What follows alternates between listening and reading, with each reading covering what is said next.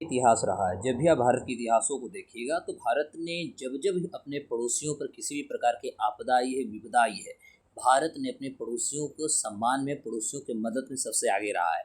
और इसका जीता जागता एग्जाम्पल अभी भी आप देख सकते हैं। जब अभी म्यांमार में और इधर आप बैंकॉक यानी थाईलैंड में आप देखेंगे कि जो अभी वहाँ पर अर्थक्वेक हुआ है, यानी वहाँ पर भूकंप जो आई है, तो इस भूकंप में भारत ने अपनी पड़ोसी नीति का, अपनी पड़ोसी फर्स्ट जो नीति है इंडिया का, इस पड़ोसी फर्स्ट नीति के माध्यम से भारत ने अपने पूरे साजो सामान के साथ कर सकते हैं कि म्यांमार की सहायता में भारतीय सेना पहुंच चुके हैं।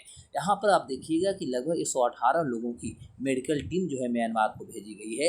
और म्यांमार पहुंचने के बाद आप देखिएगा कि 2 हमारी विमान जाती है, भारतीय 2 विमान वहाँ जाती है। मदद के लिए भारत अपना ऑपरेशन भी चला रहा है जिसका नाम है ऑपरेशन ब्रह्मा। तो मेरे दोस्तों, आपसे एग्जाम में पूछेगा कि जो भारत ने म्यांमार को 2025 के जो वहाँ पर अर्थक्वेक आए थे, अर्थक्वेक में जो भारत ने उसकी मदद पहुंचाई है, उस ऑपरेशन का नाम क्या था? तो ऑपरेशन का नाम है ब्रह्मा, ऑपरेशन ब्रह्मा, याद रखेंगे।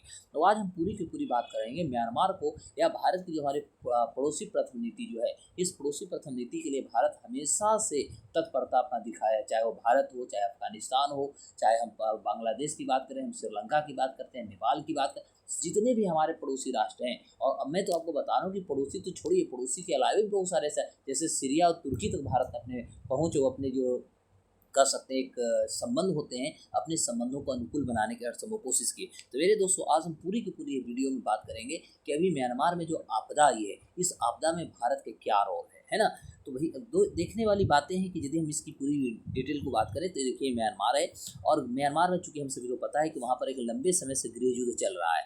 और वहाँ पर शुक्रवार को देखिएगा तो 7.7 तीव्रता वाले वहाँ पर भूकंप आए थे। और वहाँ पर लगभग अभी देखिएगा शनिवार तक का रिपोर्ट है कि 1644, लेकिन अभी की रिपोर्ट है कि लगभग 2000 से ज़्यादा लगभग लोगों को वहाँ पर मृत्यु हो चुका है। अभी के डेटा का रिपोर्ट से मैं बात कर रहा हूँ। तो प्राकृतिक आपदा के चलते वहाँ जनजीवन जो है बुरी तरह अस्त व्यस्त हो चुकी है। और इसी बीच म्यांमार में शनिवार को जो भूकंप के झटके लगे, और सबसे तेज जो रिएक्टर पैमाना था वहाँ पर दिखाया गया 5.2 का तीव्रता भी दिखाई गई है। तो अब होता है, भारत ने अपने पड़ोसी धर्म का जो हमारा जो सम्मान है, हमारा संस्कृति है, इसको हम हमेशा आगे बढ़ाते रहें। उधर भारत ने पड़ोसी धर्म को निभाते हुए म्यांमार में सबसे पहले अपना बचाव दल को भेजा और मानवीय सहायता प्रदान कर रहे हैं, और राहत कार्यों में भी हमने वहाँ पर पहुँचाया है। और भारत ने भूकंप प्रभावित जो मदद वहाँ भेजी है वो ऑपरेशन ब्रह्मा के द्वारा चलाई जा रही है। और इसके माध्यम से शनिवार को 15 टन राहत सामग्री भारत भेजी है, और दूसरा भी विमान हमारी जा चुकी है। तो भूकंप के कारण वहाँ तक 1644 लोगों की मृत्यु दिखाया जा रहा था शनिवार, लेकिन अभी हमने जैसा कि बताया कि 2000 प्लस वहाँ पर लोग मारे जा चुके हैं। और यहाँ तक कि लगभग 700 जो है मुस्लिम कम्युनिटी मारे गए हैं, क्योंकि ये सारे नमाज पढ़ रहे थे, नमाज के टाइम में ही भूकंप आया था। तो ये सभी का सभी, और वहाँ पर और एक बहुत विचित्र बातें हैं कि चीन को वहाँ पर नोटिस जारी की गई है, क्योंकि म्यांमार में आप बैंकॉक में आप देखिएगा तो बैंकॉक में लगभग 31 मंजिला मकान जो है गिर गई है। और उसमें बैंकॉक की जो सरकार है वो चीन को नोटिस जारी किया है। अब देखेंगे कि उसका क्या रिएक्शंस होता है, उस पर हम आगे की लेक्चर देंगे। तो 3408 जो है अन्य लोग घायल हुए, इसके अलावा काफ़ी लोग वहाँ पर हताहत हुए हैं, यानी लापता हुए हैं। तो क्षतिग्रस्त सड़कों की मरम्मत के लिए भी भारत सरकार ने वहाँ काम करना शुरू कर दी, क्योंकि विदेश मंत्री हमारा एस जयशंकर जी जो हैं, शनिवार को इन्होंने एक्स पर एक लिखा था कि ऑपरेशन ब्रह्मा शुरू हो चुका है। और भारत में मानवीय सहायता के पहली खेप म्यांमार के यंगून हवाई अड्डे पर भी पहुंच गया था। और म्यांमार में भारतीय राजदूत अभय ठाकुर जी हैं, जिन्होंने कहा कि राहत जो सामग्री है यांगून के मुख्यमंत्री यू सोई थीन को सौंप दी जा चुकी है। तो इस दौरान विदेश मंत्री म्यांमार के लिए भेजे जा रहे जो भी हमारी सहायता पैकेज हैं, इसका तस्वीर भी साझा की है, जो कि आप हर नेट पर देख सकते हैं। तो उन्होंने यहाँ तक लिखा है कि भारतीय नौसेना के जो पोत INS सतपुरा, याद रखिएगा, हो सकता है एग्जाम में पूछेगा। तो भारतीय नौसेना के पोत जो है INS सतपुरा और INS सावित्री जो है वो 40 टन मानवीय जो सहायता है लेकर के इन्होंने यंगून बंदरगाह पर पहुँच चुका है। तो जयशंकर जी कहते हैं कि NDRF की लगभग 80 सदस्यीय खोज और बचाव टीम जो है म्यांमार की जो राजधानी है नेपिता वहाँ पर भी पहुँच चुकी है। अब आगरा से लगभग 118 सदस्यीय एक फील्ड ऑपरेशन भी वहाँ पर भेजी जा चुकी है, जिससे कि वहाँ मानव राहत दिया जा सके।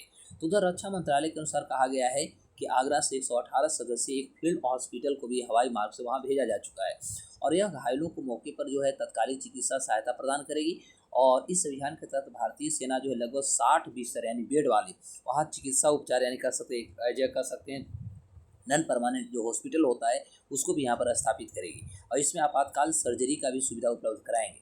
तो इससे पहले मैं बता दूं कि सुबह भारत में जो है म्यांमार के यंगून शहर से लगभग 15 टन राहत सामग्री भेजी थी।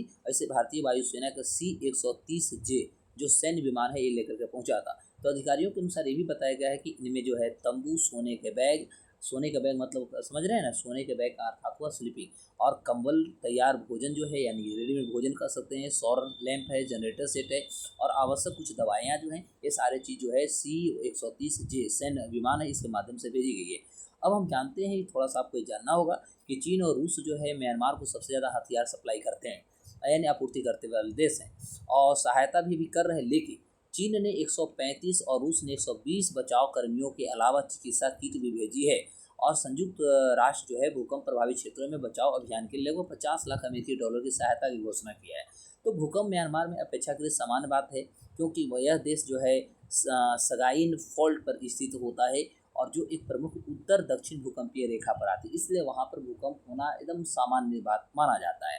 उसके अलावा यदि देखा जाए तो ब्रिटिश जियोलॉजिकल सर्वे जो है उनके अनुसार कहा जाता है कि भूकंप विज्ञानी जो हैं ब्रायन बैप्टिस्ट, वो बताते हैं कि इस फॉल्ट का लगभग 200 किलोमीटर का एक खंड जो है 1 मिनट से अधिक समय तक फटता है, जिससे तेज भूकंप आती है। ये एक कह सकते हैं भूकंप विज्ञानी का कहना है। तो म्यांमार के पड़ोसी देश जैसे बैंकॉक है, वहाँ पर भी भूकंप से लगभग 10 लोगों की जान गई है, जबकि 16 लोग वहाँ पर घायल हुए और 101 लोग जो है वहाँ पर लापता हुए। तो शनिवार सुबह अफगानिस्तान में भी आपको मैं बता दूं कि भूकंप के 2 भूकंप आए थे, लेकिन उनकी तीव्रता जो थी 4 से थोड़ी सी अधिक थी और किसी की जान माल की खतरा नहीं हुआ है। तो अफगानिस्तान में भी आया है और यदि देखा जाए तो म्यांमार के साथ साथ बैंकॉक में भी आया है। तो ये रहा आज का खबर। अगले क्लास में अगले हम लेक्चर में बताऊंगा कि चीन को जो बैंकॉक जो है 31 मंजिला मकान जो उसकी ध्वस्त हुई है उसके मायने में वो चीन को जो नोटिफिकेशन जारी किया, सो कोई नोटिस जारी किया, उस पर क्या रिएक्शन आते हैं, वो सारी चीज़ों को अगले एपिसोड में दोस्तों बताऊंगा। तो आपको दोस्त कैसा लगा, आप लोग अपने दोस्तों तक जरूर शेयर करें और उस ऑपरेशन के नाम याद रखें, क्योंकि इस ऑपरेशन का नाम है ब्रह्मा। ध्यान देंगे, इस ऑपरेशन का नाम है ब्रह्मा। तो ये ब्रह्मा ऑपरेशन के माध्यम से, क्योंकि अभी हमारे भारत में शारदीय नवरात्रा चल रही है, छठ चल रही है, रामनवमी आने वाली है, यानी ताकत तो जो शक्ति होता है, शक्ति का हम संग्रह कर रहे हैं, शक्ति का हम प्रयोग करें।